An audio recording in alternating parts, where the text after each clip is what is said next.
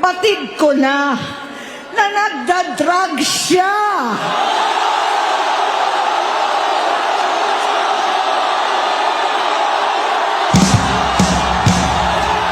Nalaman ko at ng pamilya, nalaman ng pamilya, seryoso ito.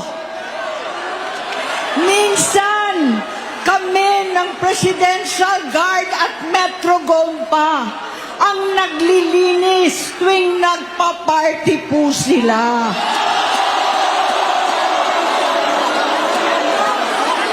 Namuhay kaming magkakapatid sa ibang bansa. Kami-kami lang. Kinumbinsi ko pa si Bongbong, pakasalan mo na si Lisa. Naisip ko noon, kapag nag-asawa siya, malalagay na sa tahimik at magkakaroon ng direksyon.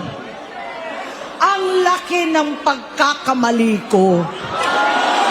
Mas lumala ang kanyang pagkalulong sa droga.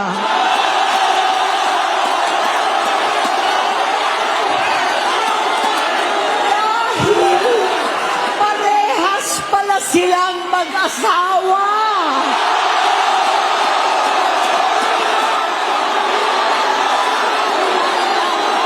Naging gobernador siya ng Ilocos.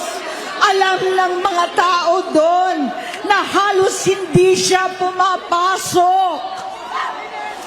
Tuwing kukumprontahin ko siya, ay nagsasabi siyang magbabago na siya, aalisin na niya ang bisyo. Hanggang sa may nagsumbong na naman sa akin na sa paggising pa lang sa umaga, kasabay ng almusal, marijuana pala.